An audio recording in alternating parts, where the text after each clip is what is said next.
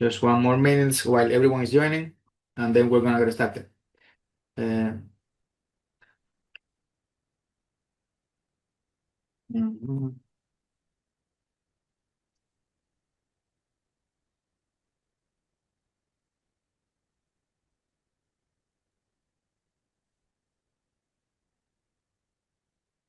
All right. Welcome everyone to another XAFer community stand-up. Today we're going to be discussing the roadmap of 25.2. Definitely a big roadmap, but we are actually looking forward to discuss it and to basically also get your feedback. Tell us what you think, what's coming, and definitely there is a huge news and a big impact in there. As always, please join our Facebook group.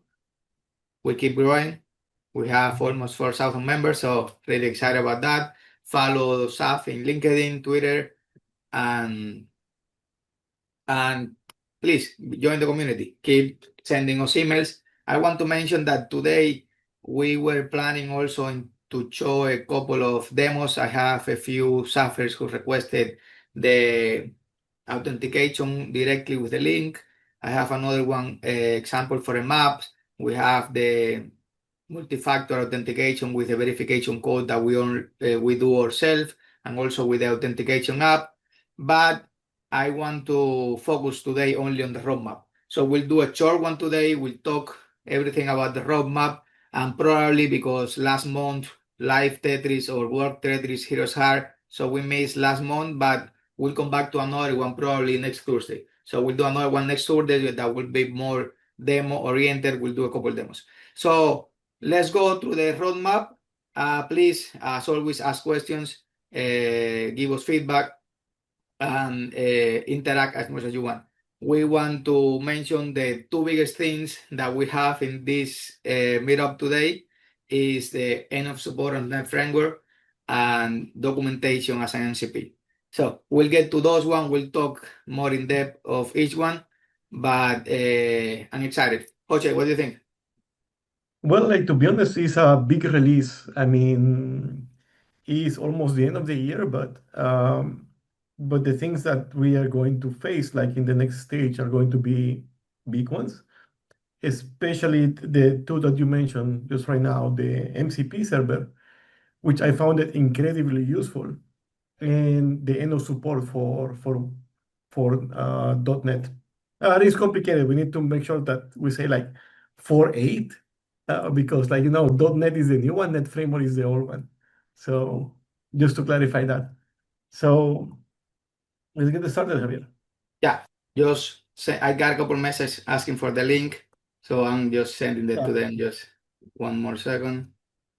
All right, all right, okay. So, all right, let's go to the roadmap. Let's talk about the what's coming. Basically, like as always. Now then, .NET 10 support in Visual Studio. That's definitely we could expect that.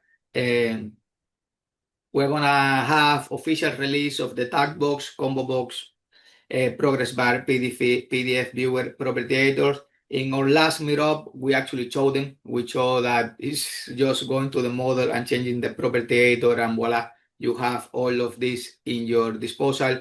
If you want a progress bar, you just make a integer and then you select the property editor. If you have a collection, you just go and put it as a tag box. So really nice that now we're going official release. So probably in our next meetup, we'll come back to this one and show it again and see what we have been doing with them. Middle tie security for Blazor UI, official release as well. So we are getting to a point like Blazor is more and more close to the desktop part to Windows. This one is one that I really am looking forward. We did in the past. Jose, remember everything that we went through to get Electron and XAF Blazor working. I actually had a talk about cross-platform in .NET, and I always use the SAF inside Electron.NET and got really good. Everyone asking for it, everyone having good comments about it. Fluent themes and icons. Have you seen that one? Those are looking really beautiful. Ribbon UI support. data sources for the report. Now you can have the able to modify the view data source and collection data source settings. So that's always a good one. A good at the improvement there. Blazor filter builder, payload integration, and we'll get into the good ones. AI related enhancements. So we're gonna have semantics or smart search, smart pace, chat integration. As you guys know, everyone right now must be using AI in some shape or form, and at least in our company, everyone are doing a lot of good use to GitHub Copilot. So I think that there is no software company right now that should not be using Copilot in some way, shape, or form, and the benefits are great. All right, DevExpress NCP server. This is a beauty. Right now, we're gonna be able, and there is official documentation already in place. So right here, you have everything you need, why to use it, how to use it. You can even download the JSON that you need to add in your development environment, and you can.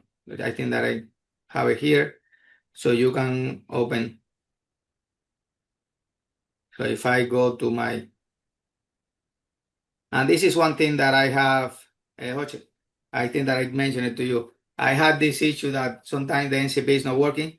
So I open it in VS Code, and after that, I run it from there, and voila, everything goes Yeah, back. Javier, sorry to cut you off, but I mean, also regarding the MCP tooling, uh, I switched to Visual Studio Insiders, which is the 2026 version. And there you have more comprehensive tooling to start and stop the MCP servers and to register them. Because before, all of all of that functionality was first-class citizen in Visual Studio Code, but in the regular Visual Studio was totally different set. So right now, I strongly suggest everyone to go and download Visual Studio Insiders. And by Insiders, I mean 2026, because the Visual Studio Code also have an Insiders version and is way faster. I have been doing stuff this week, like because I was totally on AI mode for like few months, but this week I made some new prototypes and I did them completely on Visual Studio 26, and it's working fine and it feels really lean and fast. So go ahead. I strongly like advise you to go to the new version. Actually, I removed the preview that I used to use for a long time. So now I have the 2022 version and the 2026 version. So we're now in the future, so it's time to move. Yeah. All right. So again, I think that that's maybe because we were trying the NCP before the official release, because then it's shared on the Facebook group. So, but either way, I have not going to change my flow because this one is working. So basically, it was not working when I put it like general. So I just create a VS Code folder, add my ncp.json there, put my servers there, and everything is working now. So if you see, I have this running, and these are NCP that we are creating ourselves. This is one that I created with my nephew regarding an AI journal that you can ask while you are coding, and you say, hey, this is really hard. And the AI journal go and scan your whole solution and tells you some encouragement words. Say, hey, you are doing a really good work. This is not an easy solution. You are working with Blazor, you are working with databases. So it was just a prototype, but I think that my nephew got a lot of out of it. So this is another one of memory leak. So you can do crazy things now with your NCP service. So now let's go back to our Visual Studio. And right here, we can go. Right here, we can go. Jose, can you check the chat just in case? Yeah, actually, Dennis wants to join, but he cannot join actually. All right, So, I can allow, I can do. and I don't see the. Hold on, let's see. Normal technical.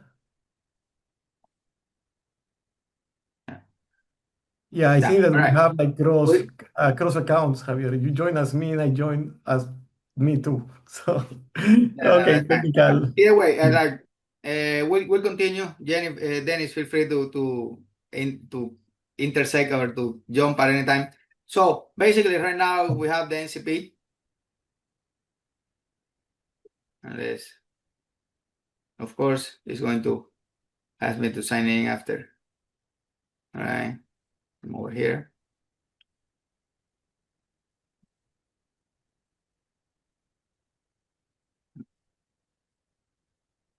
Mhm.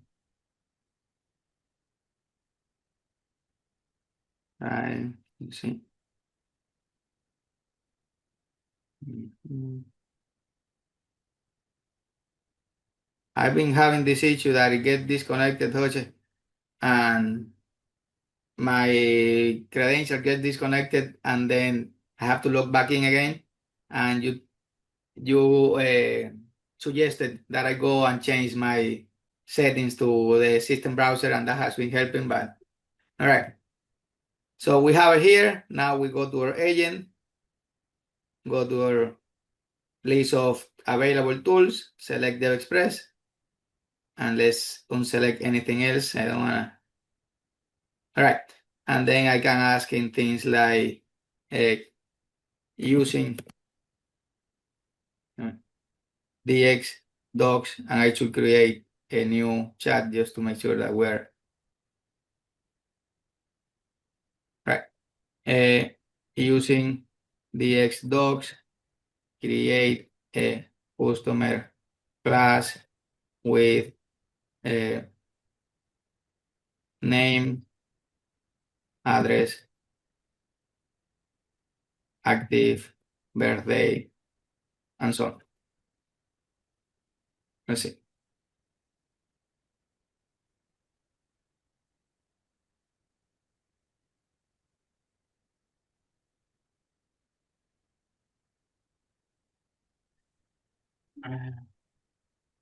Which studio are you using, Javier? Like 22 or 26? 22. I'm Yeah, leaving 20. because I see a different thing. Like I don't see the little bubbles like when it's thinking on my side. It looks different for me. I did an update so not long ago. So if you see, basically it's gonna run the doc search. So it's gonna use that tool, and you have to confirm. You give them access to actually go get the information, and then. So this is just beautiful. This is the future of software. You wanna mention something, Dennis? Yeah, hi everyone. I just wanted to add that 25.1.5 it supports at least the new template kit from Visual Studio Marketplace, and it supports it for Visual Studio 2026. So just +1 to what Hoche said previously about trying the new Visual Studio Insiders. Nice. So the thing that I'm looking forward to test is the profiling agent that they have in 2026. So that one looks pretty cool. That looks like go to your code, run it, check memory, check CPU, and give you some pointers on how to optimize your code. That's it even those things, Roche, like change link expression for hash sets, things that I would not even think of like without Yeah. actually really looking into it. And just to put like a little bit of my 2 cents on that idea of performance checking, this I tell everyone that we meet, that we have to interact, customers, students, and so on, is like you can always take a measurement on how SAF will run with just one user and one class, and you should use that as your base snapshot for comparison of performance. Because one of the things that we don't like to hear as a programmers is that it's your code. It's your code that makes the bottleneck. Because sometimes we're in a hurry, we do stuff that we just needed to work at the moment, and then we have this technical debt, right? So in general, always start with a snapshot of your project, like do like a clean solution, just one class, one user, and measure the memory usage. And then you need to continue. And then, okay, this is the scenario. If I do it this way, It will take as much memory and as much CPU. I can rewrite it, do a refactor, and do it in a different way. So there is always some techniques like denormalization, which is the opposite of what the books tell us to do. So I guess, Javier, the next meetup, which is going to be next week, we should talk about performance measurement and things like that we have been working a lot in the office. So we can share like the discoveries that we have, especially regarding our own code. These I'm not talking about SAF implementation. We know how SAF start, I mean, how the memory is used and so on. So about what we add to SAF, I mean, our own code base, the typical customer invoice class, how we design them and things like that. Okay, this is beautiful. Let's look at what happened. So basically, it went to run the tool, then got the content, then read the whole CS project. It found that it already have a customer class, realized that the customer class was there, but it didn't have the active and the birthday, realized that it was XPO, no entity framework. So tried to compile, it failed, and now it's trying to compile again. So all of that, like, and I always say, like again, like AI will not replace us, but at some point it gets hard to keep saying that because we're gonna achieve, definitely software development will have a big shift in the next few years. So, but I'm excited. I'm excited about everything that is coming. So we'll ride the wave. Yeah, and again, my opinion on that is that, like, I've been vibing a lot. Like all my last applications has done by bytecode, which stuff is amazing for because it's a framework, so you know what the pieces to add. And for me, I will describe Copilot as super intelligence or autocomplete. In the end, you have to do the logic of what you want your system to do. It's just you type less, and that's it. And we as a programmer, we will just shift to use computer language like C# or things like that, to use natural language, but the programmer role will always exist. So it's just a shift of mentality. And I've been trying to work on that a lot because I really love code rush and refactoring. And like, you always see me like, okay, introduce local variable and things like that. That is a different flow now, but still you have to write the code. You need to think about the scenarios and so on. So it's just a different tool. I don't want to sound old with this, but I started in Fox Pro like 22 years ago. And in Fox Pro, there was no intelligence. You only need to write the three first letters of the command to run, because to add intelligence to the studio or to the IDE was so difficult that no one have it. So welcome to the future. It's just No, but look at this, Jose. I like it. This was a good example, even if it was not. So it checked and it found out the after construction should be public, not protected. So it went and changed that. It tells you what the problem is. It went back and then, so just beautiful, just beautiful. The things that we're gonna be able to do, that the amount of errors that we're gonna be able to avoid, and we will focus just on the business logic. Right.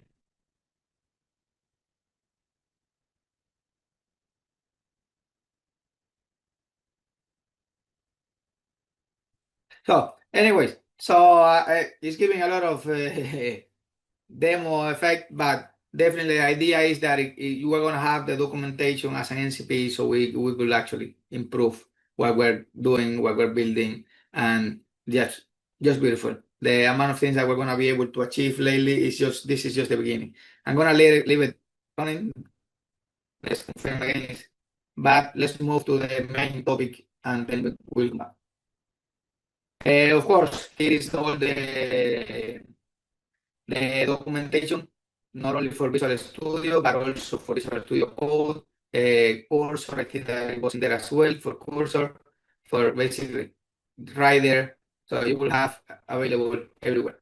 So this is just beautiful, and I'm really excited to start playing more and more with it. And Now, you just went into the code vibing effect. You want to write one property, and then you spend like 1 hour writing prompts because you get excited about it, and then like it's like some type of TikTok. So be careful with that. Right. I think the main topic for today and what everyone is asking and what everyone is writing us about is that starting in 25.2, it will no longer support Net Framework, web form and web form. So everything will be Net 8 plus. So I can talk about that. I don't know if Danny wants to introduce this topic, or basically I will give my thoughts. Yeah, I think you can go first, and then I will probably add some details because I still have my presentation on this topic, just 5 slides. Perfect. All right. So a lot of XAFers are asking us about this. And I will say definitely we have some clients with a big legacy system that they will have a big migration ahead. I do believe is the right path forward. I do believe that it makes sense. It have to be done at some point. So it makes sense to actually jump and get this done because everything that is happening now with AI, everything that is happening now with Blazor, everything that is happening in Netcore, dependency injection, everything. So we need to adopt the new way of doing things.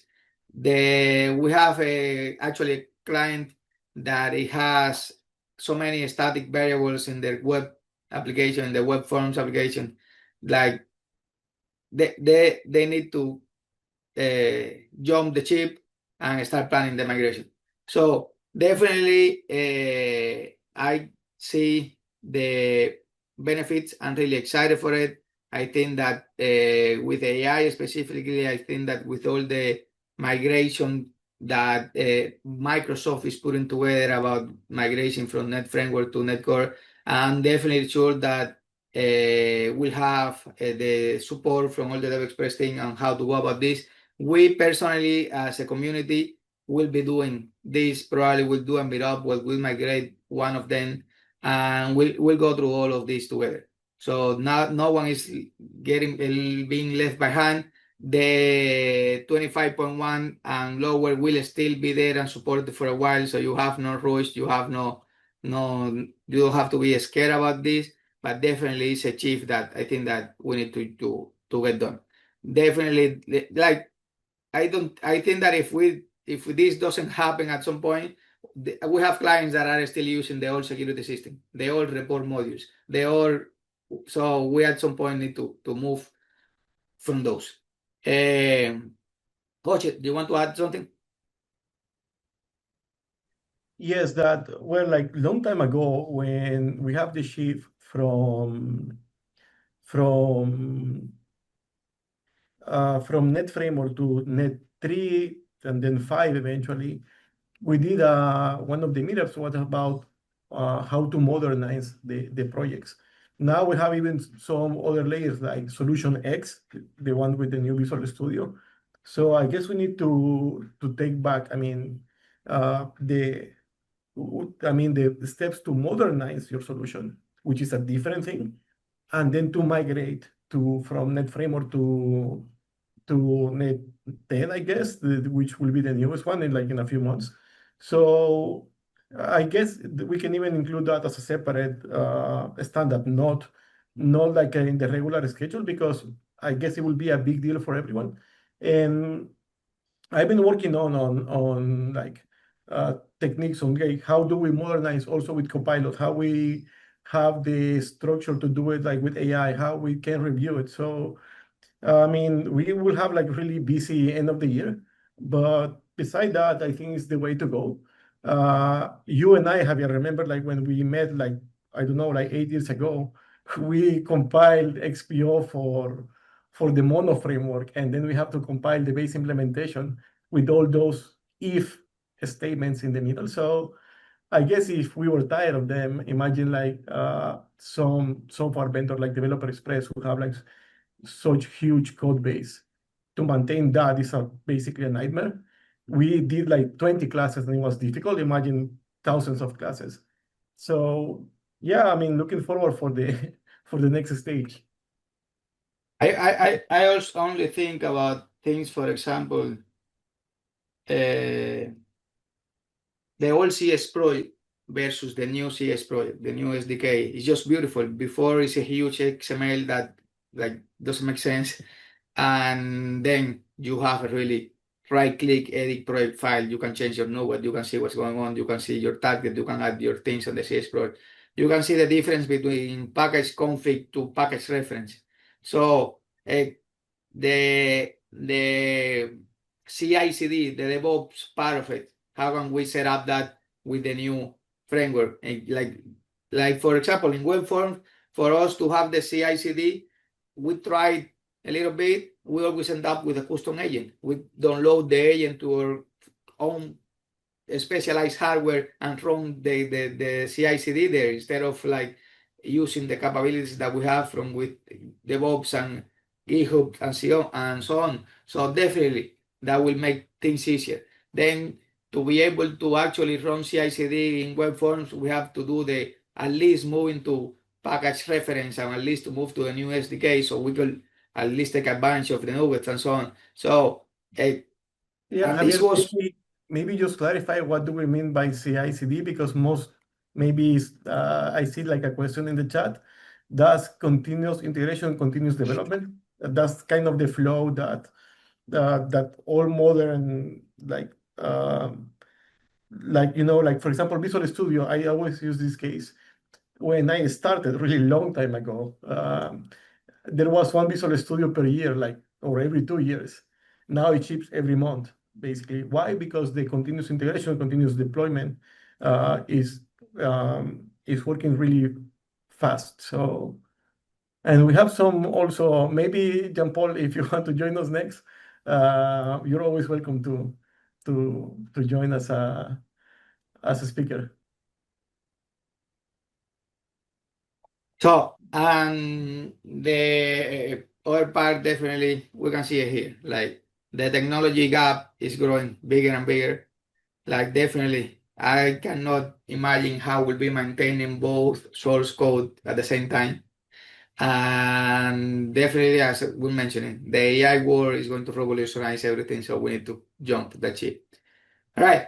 Any question, feedback? Dennis, do you want to jump in? Yeah, maybe on .NET Framework topic, I would like to add a few words. First is that we will still try to maintain them as long as we can. I mean, by maintenance, it's of course it's answering support tickets, fixing bugs, and our standard support policy includes two latest versions. Like today it's 25.1 and the previous major 24.2.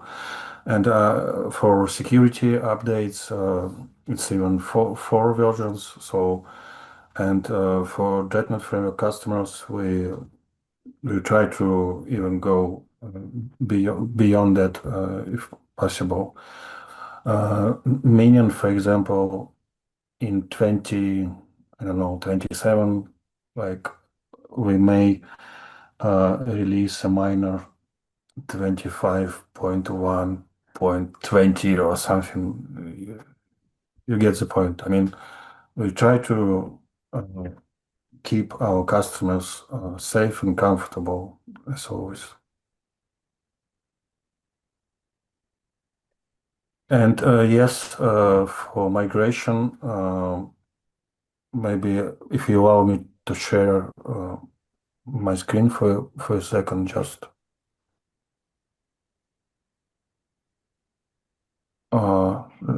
Let me. Can you see it?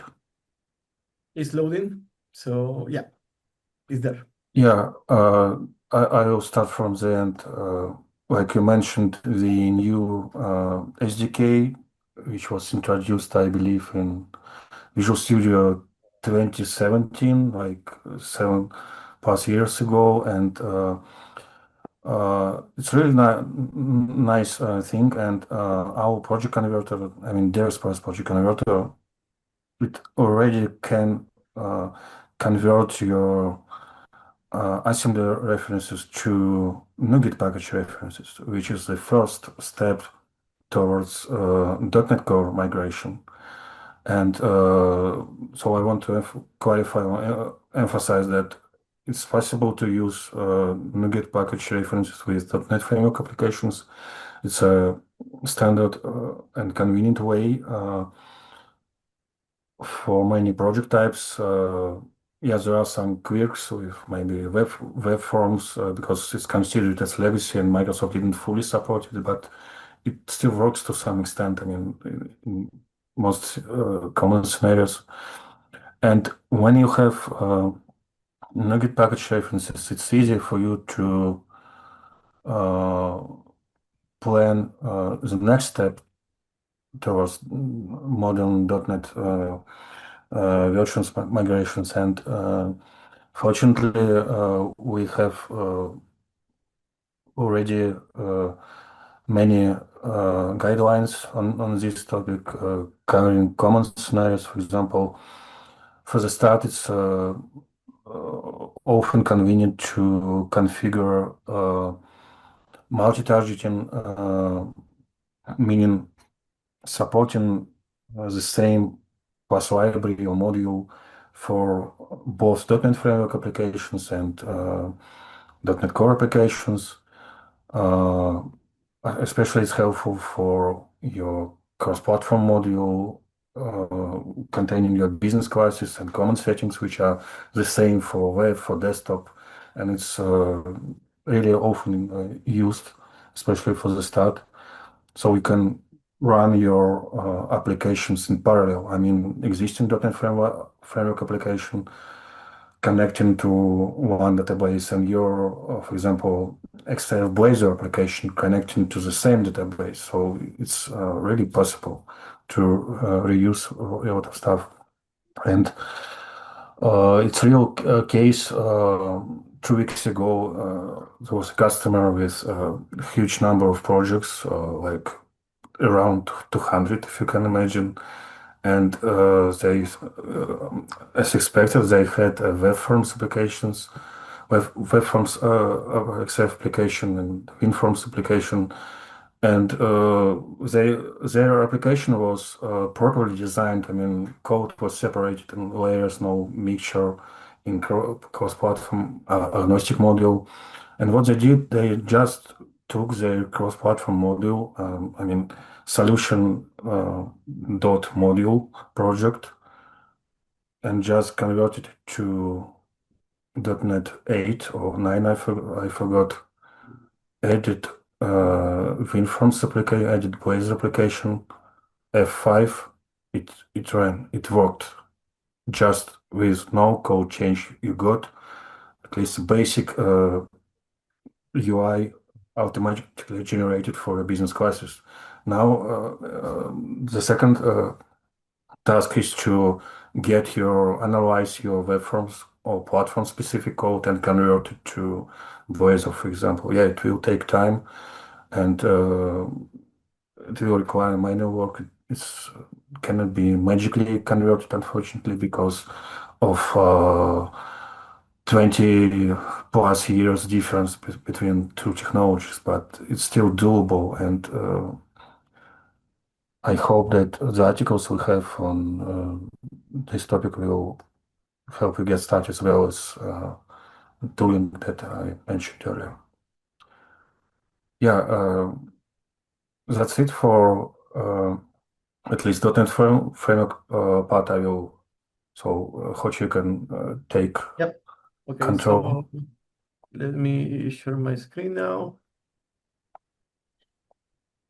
And well, as you were mentioning, Dennis, we kind of have the same idea in the sense that a lot of the things can be converted automatically, especially if you have followed the rules of doing agnostic development for your business classes, logic, and so on.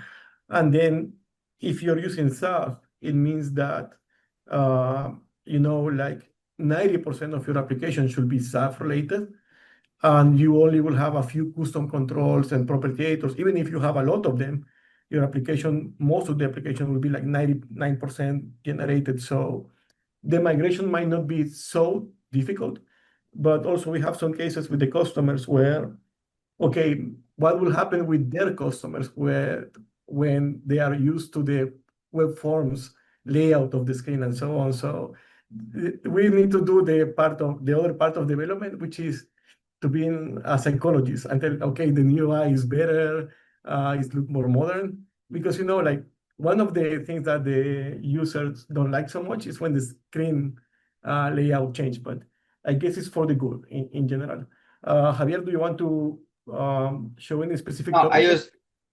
I just want to go to the next topic that is basically one of the most exciting one. This is the end of net framework is basically a little bit scary for everyone, but the next focus is really exciting for everyone. So definitely the next focus is scalability.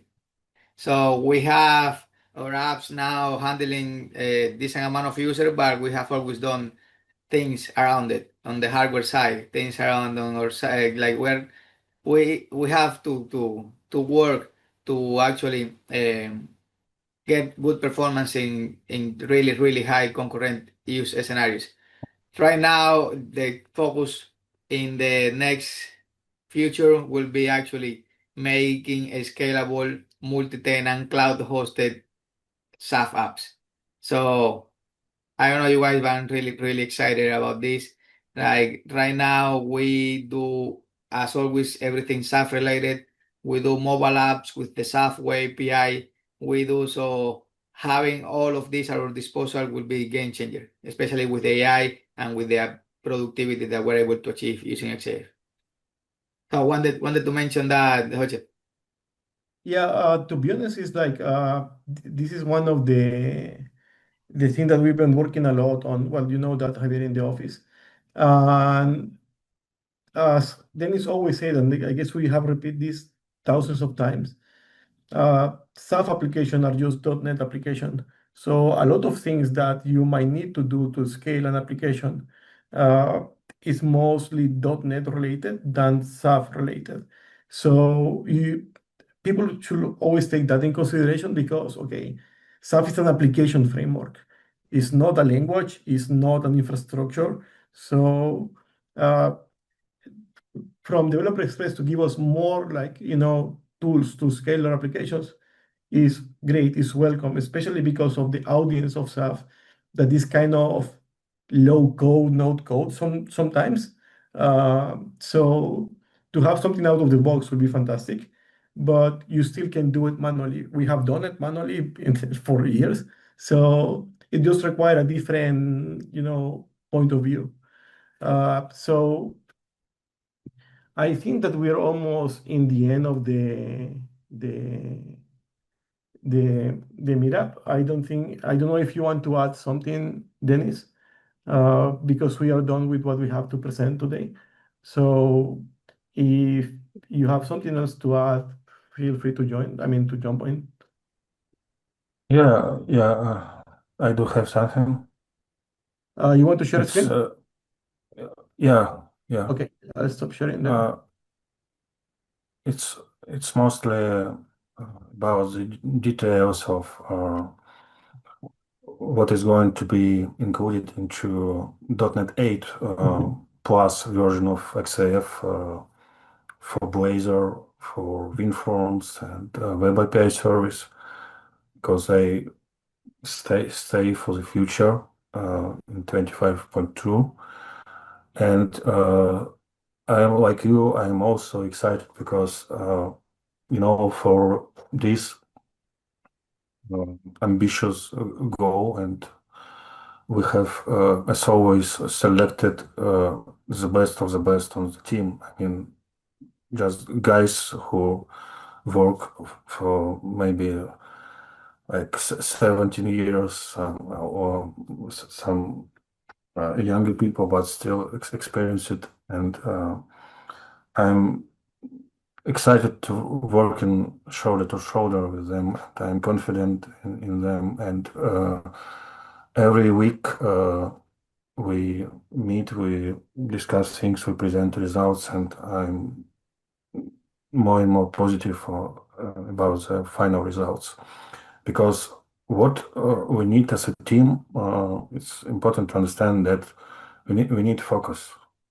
I mean, just focus on this one goal, web scalability this, for the start, and focus can create great things, as you know.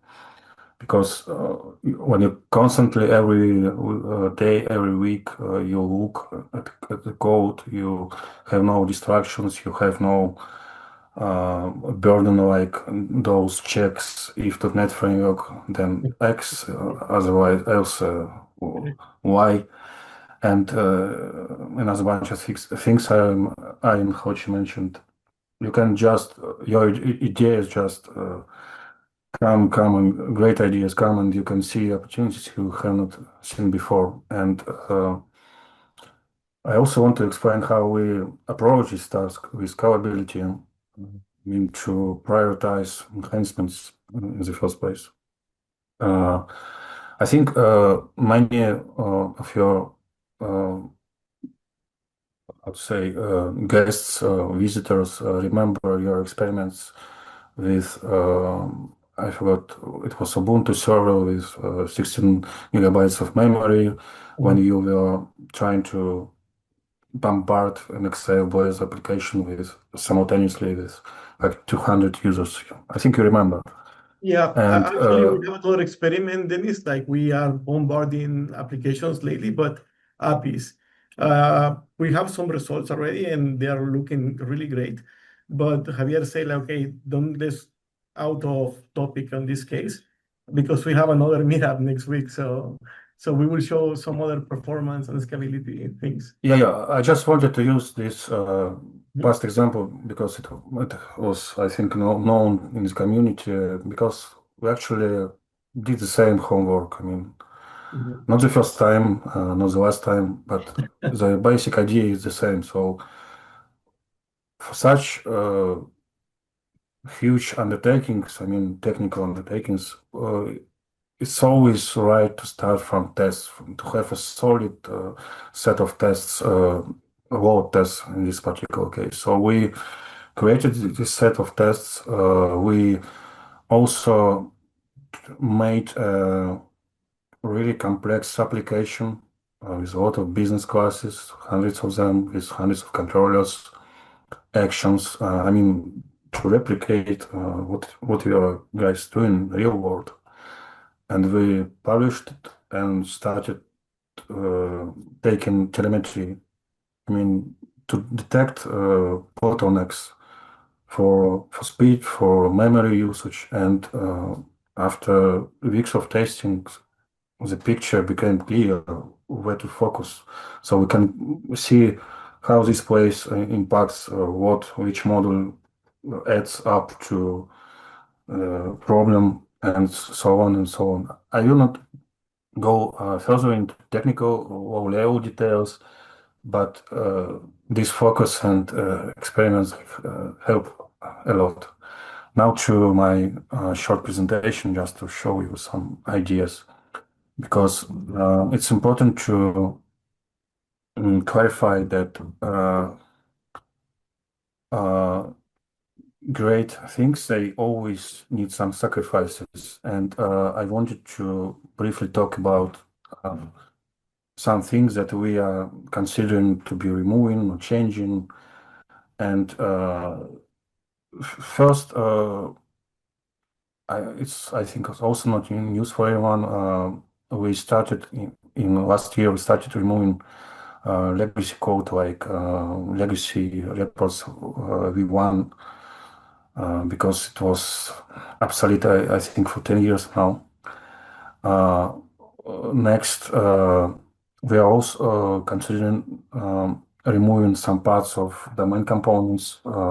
I think many people already don't remember what it is, but who does? It's just like XPO, but for not for classes, but for interfaces.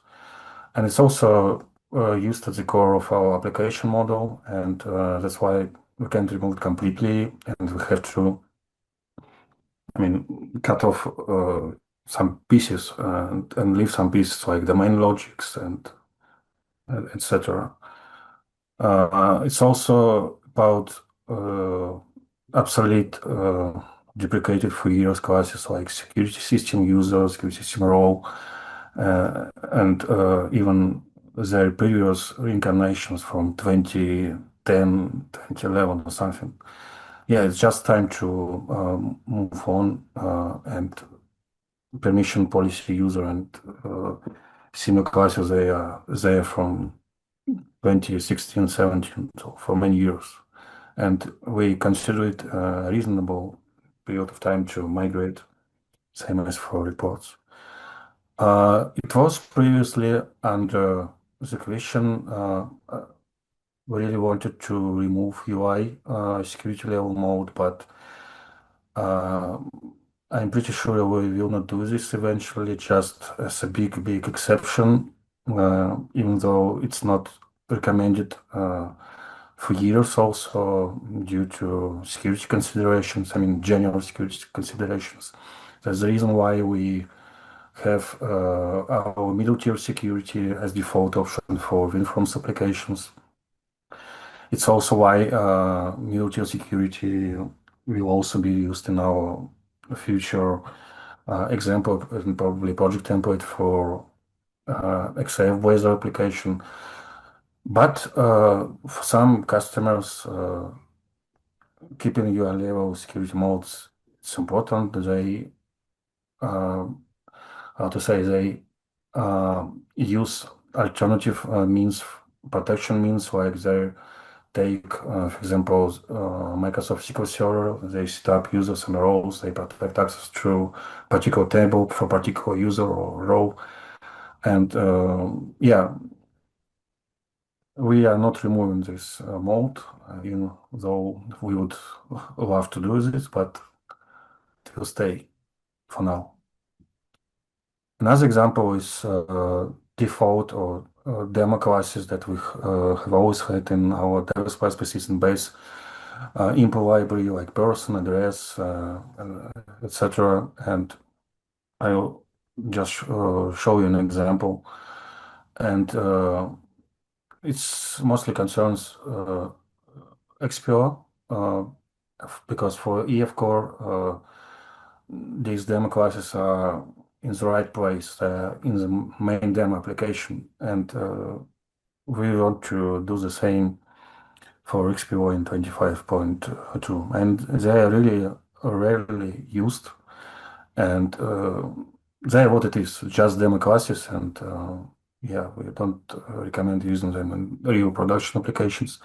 And besides demo classes, there are some legacy things which I believe many don't even remember, like property bug and property descriptor and things like that.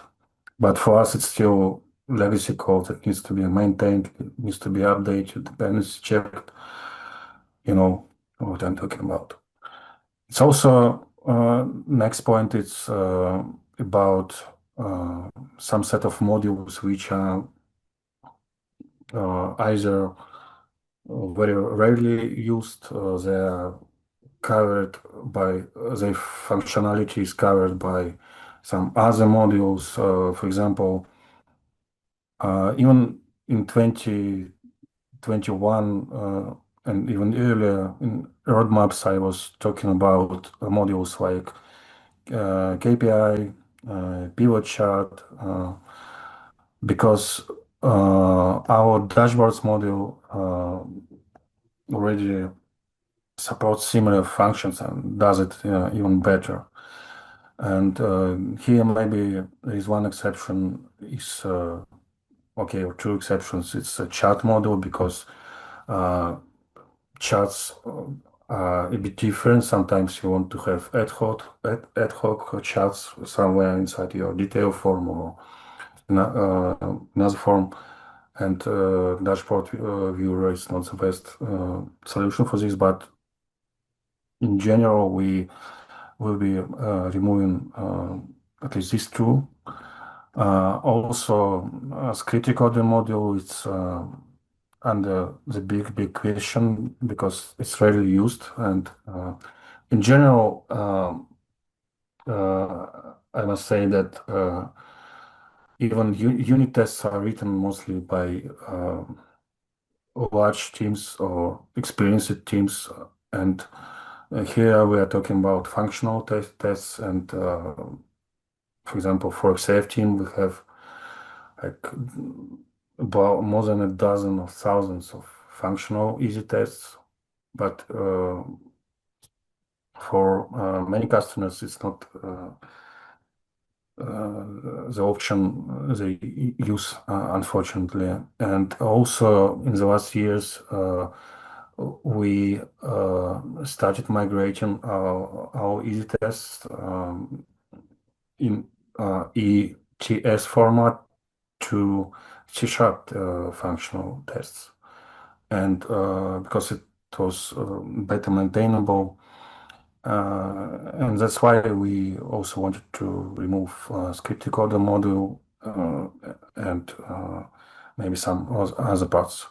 But it's still under the question, and I know there are customers who are using it, and we'll just wait what it costs to us, and I mean, we'll decide it later this year.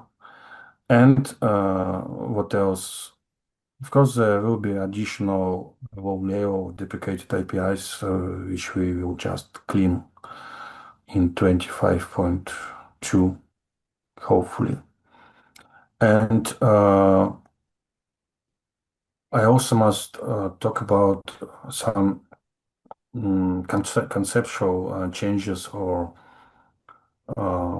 top-level changes. For example, when we talk about performance, memory usage speed,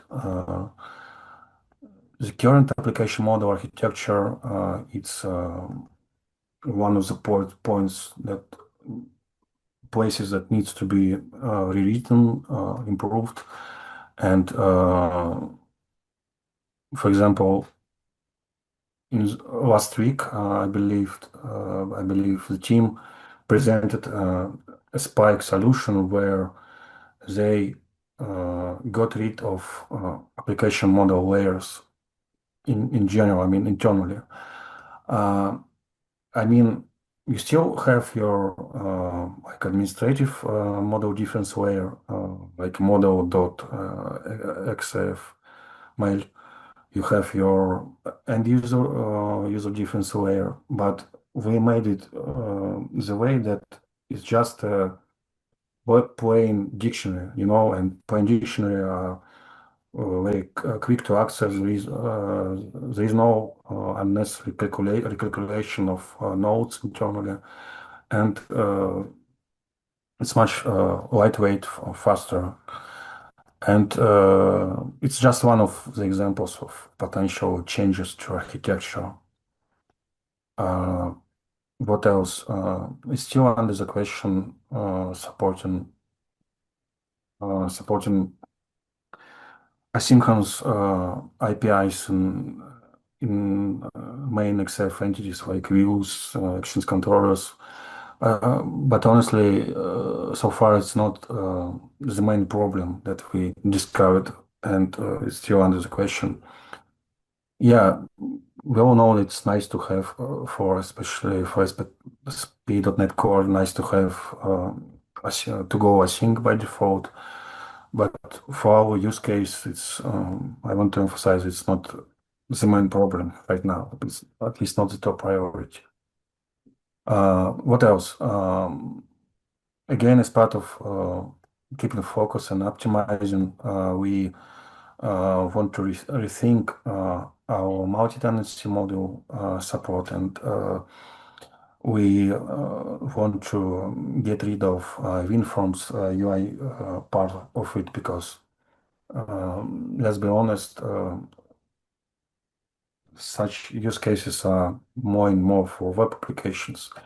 And originally, we tried to keep WinForms desktop support just for compatibility reasons, because it's just the default template, and it was easy to do for us. But as we go, it becomes a problem. I mean, because still architectures of not XAFers, but ASP.NET Core Blazor in general and WinForms, which is 25 years old, they are quite different. We must accept it. And it's also difficult to support the same feature set, the same APIs. Yeah. What else? We also like to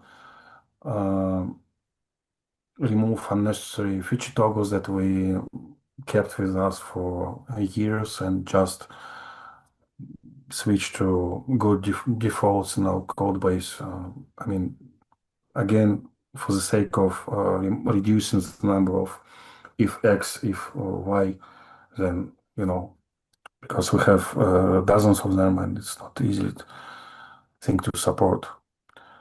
And yeah, everything else that helps web scalability and once we have this scalability, our future evolution towards multi-tenancy and software as service support, because it's really important. Yeah, I think that's it. Just quick overview of expected changes at API level and functionality level. But again, more information will be available close to the final release, because every week we discover new things, new points of optimization, and it's kind of dynamic or live situation. Yeah. Yeah. Thank you, Dennis, for the presentation. I guess everyone will keep their eyes really open for the next release. It's going to be a big deal, I guess, for you and for the community. So thanks for giving us the idea of how it's going to look like. And well, I guess we reached the end of the meetup today. So if everyone have any questions about it, you can also give us send us a message in the Facebook community. Also, like Javier and my profile are always really public in there. You can contact us there. And as always, contact the support center if you want to reach Dennis and the Dev Express team. And I guess this is the end of this meetup. And let's see you the next week, because we have some other things to show, but we didn't want to mix topics on this meetup. So thanks everyone for coming, and see you everyone next week. So take care and see you next week. Bye bye. Thank you for organizing. Thank you, everyone. Bye.